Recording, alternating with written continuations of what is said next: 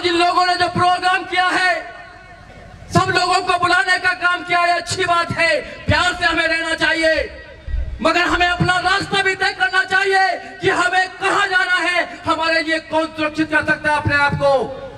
जो सरकार है बुद्ध की बात करती है, बाहर जाती है तो बुद्ध की बात करती है, मगर भारत में बुद्ध के खिलाफ युद्ध छेड़ रखा है, हमें समझना चाहिए।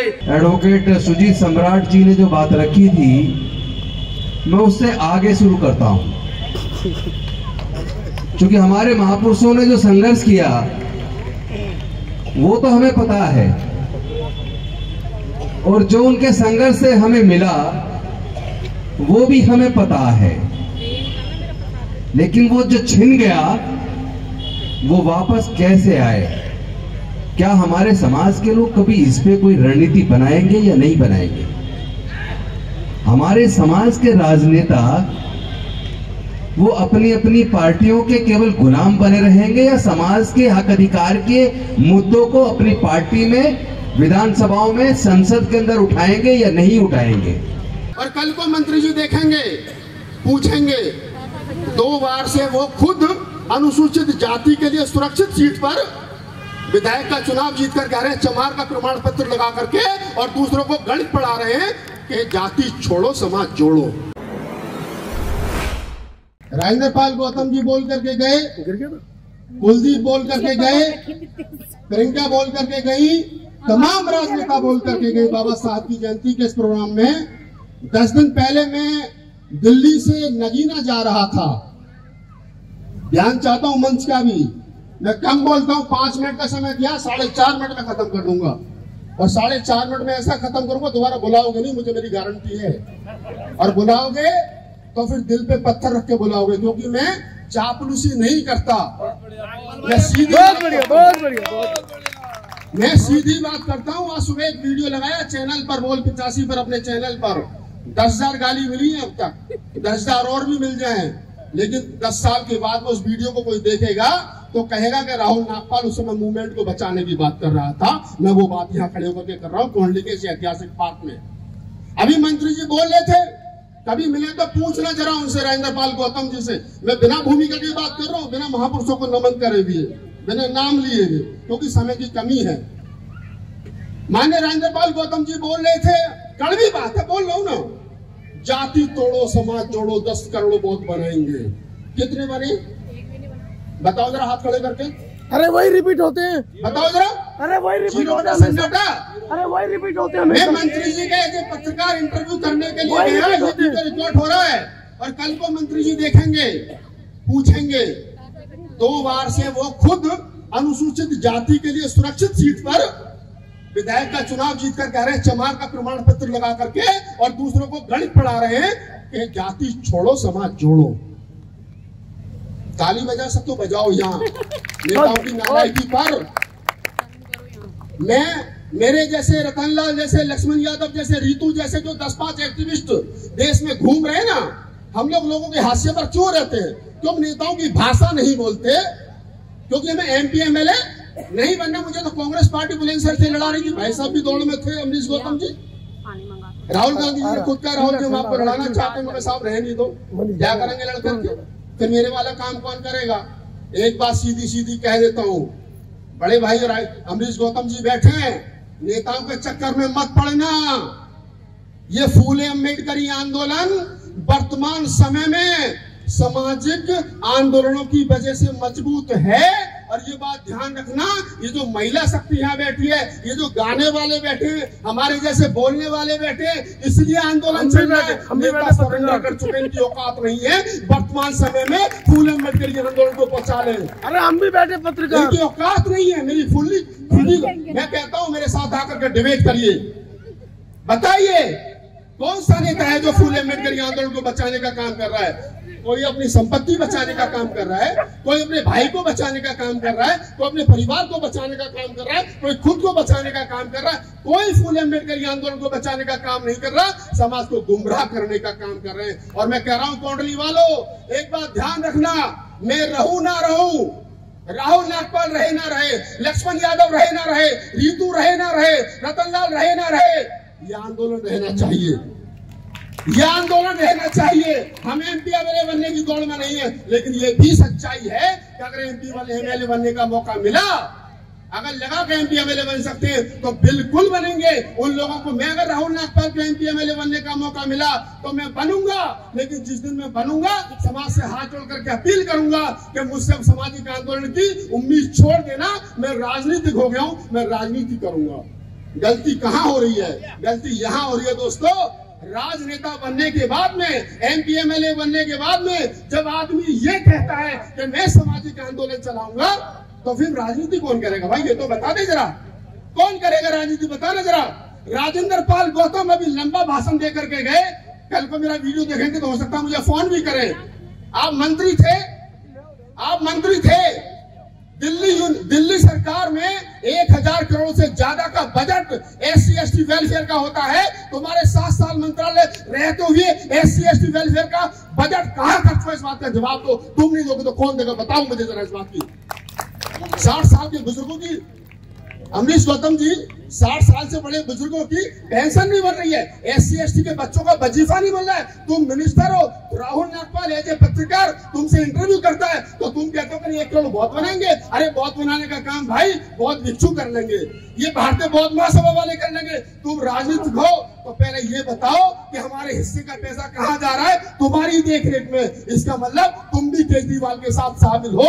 अगर नहीं हो तो बताओ मुझे, फिर मेरे हिस्से का पैसा गया कहां? नहीं पूछोगे?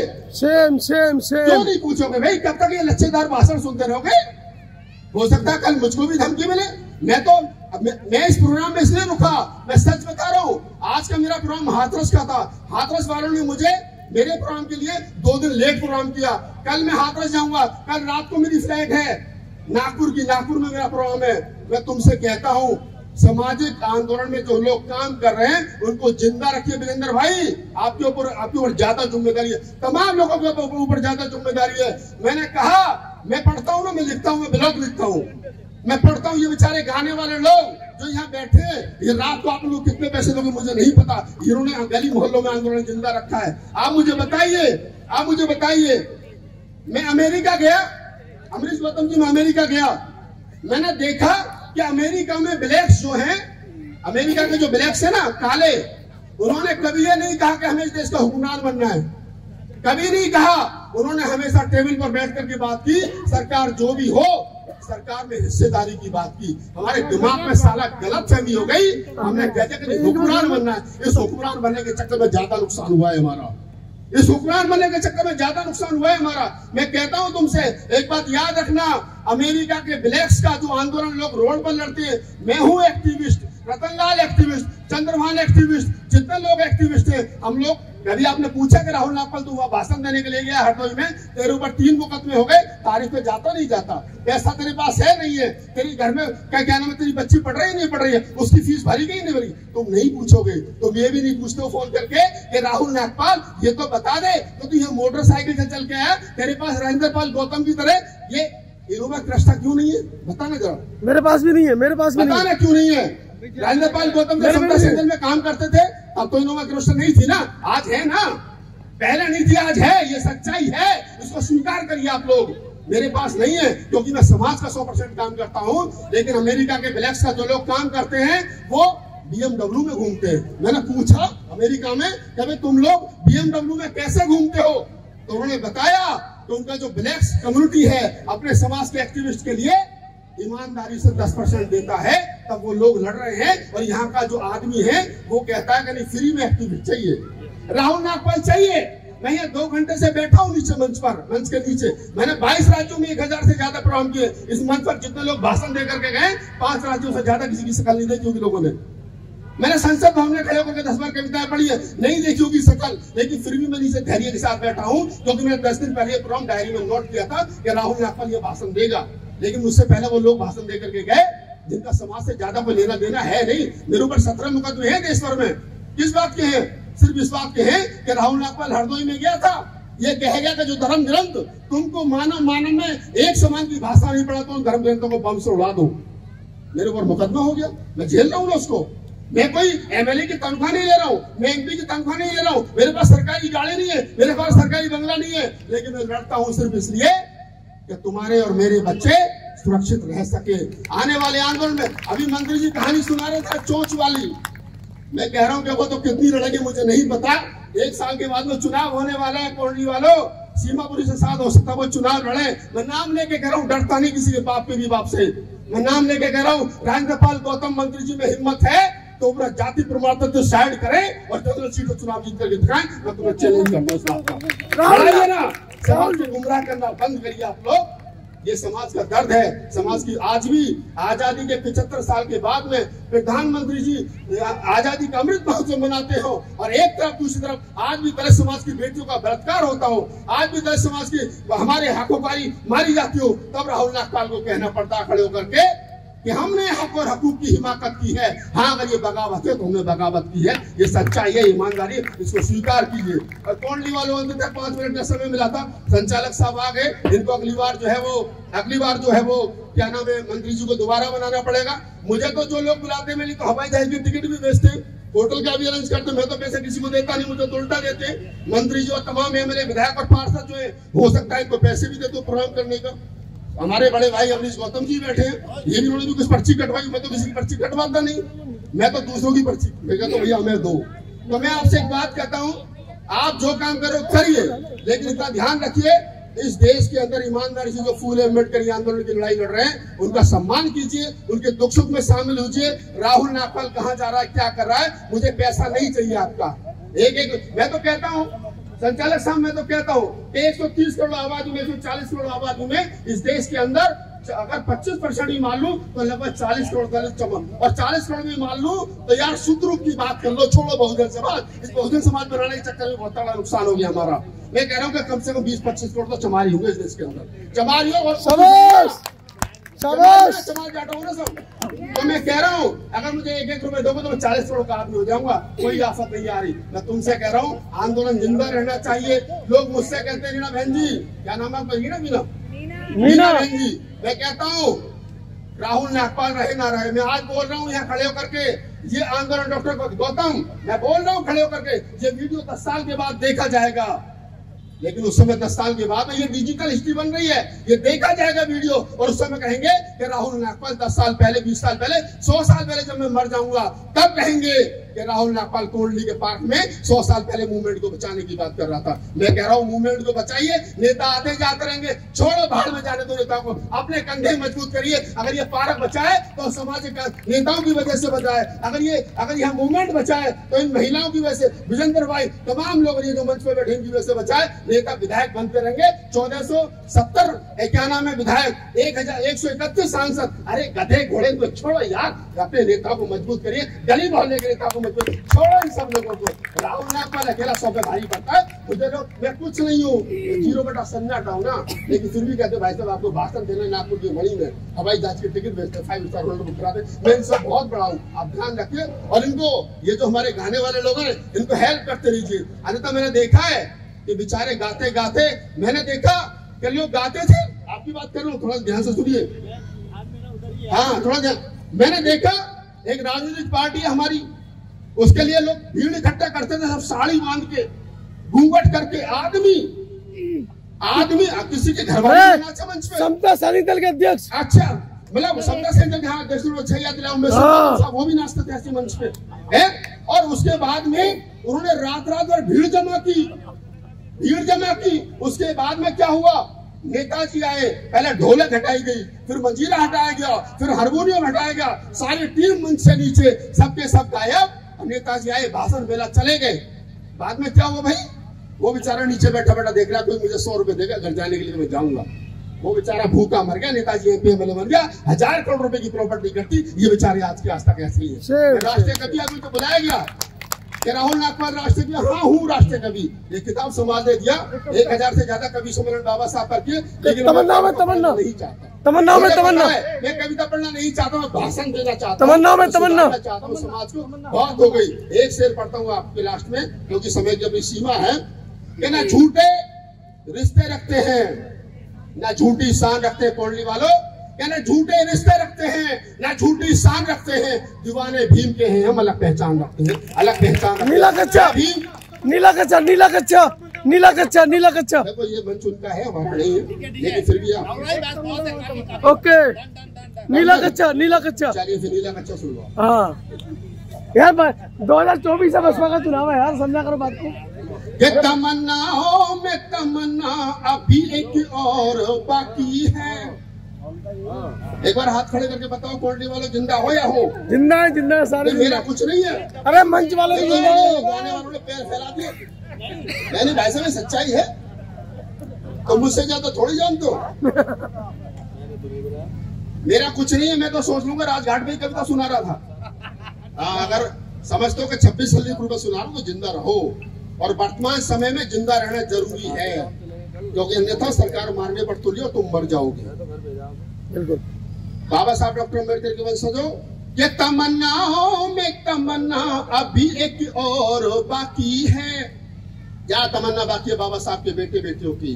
ये फोटो भीम की नोटों पे अभी बाकी है। ये जिंदा लोगों की पहचान है। और इसके बाद में 1 मिनट की कविता सुनाऊंगा, उसके बाद इस लूंगा। संचालक साहब दिक्कत होने की जरूरत नहीं है आपको। और दिवाली के दियों से फिर यहाँ पूजते रहे बाबा, दीवानो भीम को देनी यही सौगात बाकी है। दीवानो भीम को देनी यही सौगात बाकी है।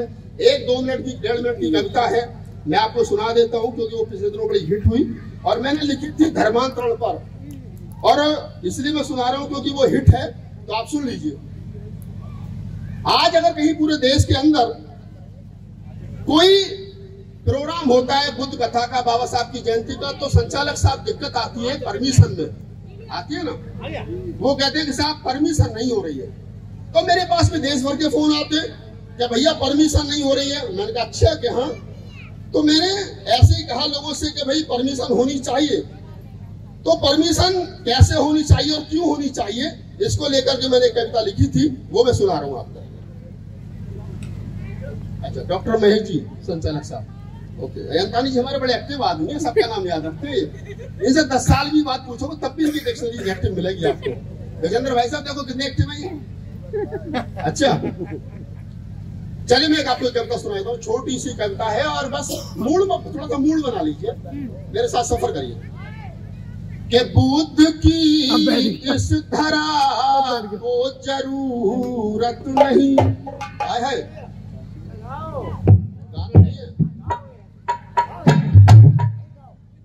इसको ये टोल पकड़ लिया आपने, अच्छी बात है, लेकिन बस आपके लिए धन्यवाद। ना क्या बुद्ध की इस धरा को जरूरत नहीं। योगी जी सुन ले, सबसे ज्यादा दिक्कत वही हो रही है। अरे हमारे पत्रकार भी वहीं बंद थे कि सबसे ज्यादा दिक्कत 24 उत्तर प्रदेश में हो रही है, क्योंकि हिंदू राष्ट्र बनाना चाहते हैं। अरे भाई 24 दिन बंद रह गए हम।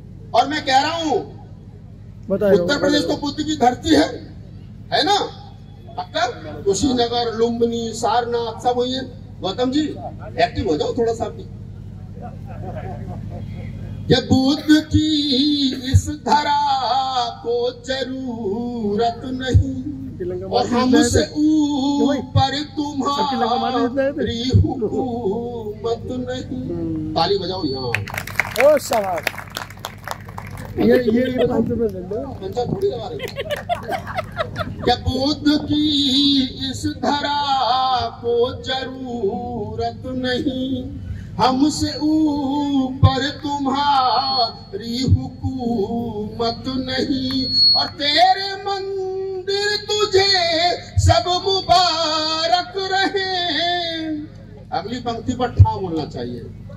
क्या तेरे मंदिर तुझे सब मुबारक रहे, उस खुदा की हमें अब जरूरत नहीं, उस खुदा की हमें अब जरूरत नहीं। और इसी कविता की 2 पंक्तियां सुनिए। कि तोड़ दो सब जंजीरें गुलामी की तुम। ये जो घर में चिड़ियाघर बना रखे हैं ना, बाहर तो मंचों पे बड़ी बड़ी बातें बाबा साहब की, बुद्ध की, कबीर की, नानक की, रैदास की, फूले की, और घर के अंदर पूरा चिड़ियाघर बना रखा है। एक कमरे में 10 बाई 10 के में उसमें काली वाली, नीली वाली, पीली वाली, धोड़े वाली, 4 हाथ वाली, पीले हाथ वाली, 10 हाथ वाली। भैया ये क्यों ड्रामा कर रखा तुमने, बता दो तुम मुझे है? कि तोड़ दो सब जंजीरें गुलामी की तुम, छोड़ दो आदतें सब सलामी की तुम, और भीम के शेर हो तुम दहाड़ा करो। दहाड़ोगे ना, बजाओ ताली। आदत है ना, बड़ी जब तक नहीं करना, सामग्री छोड़ो तब तक नहीं छोड़ो। कि भीम के शेर हो तुम दहाड़ा करो, हो कोरे गांव की एक निशानी सी तुम, हो कोरे गांव की एक निशानी सी तुम। ये चुनाव से पहले कहते हैं कि सब हिंदू, तू भी हिंदू, चमार, खटीक, फांसी, धानक, धोबी, सब हिंदू। तो फिर मैं कहता हूँ भैया चुनाव के बाद में फिर ये कैसे कहते हो? अच्छा मैं तो मजे की बात बताऊं, एक मेरे घर के सामने पोस्टर लगा था, उसमें लिखा था विश्व हिंदू परिषद, और सबके नाम के आगे लिखा था हिंदू।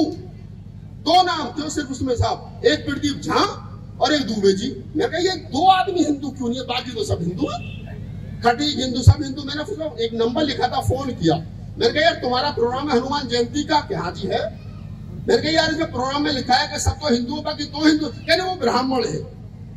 इसका मतलब ब्राह्मण हिंदू नहीं है जी सिंह जी, ब्राह्मण ब्राह्मण है और हिंदू के नाम पे पाखंड देश के अंदर चल रहा है। तब 4 पंक्ति इस कविता की अंतिम पढ़ता हूँ।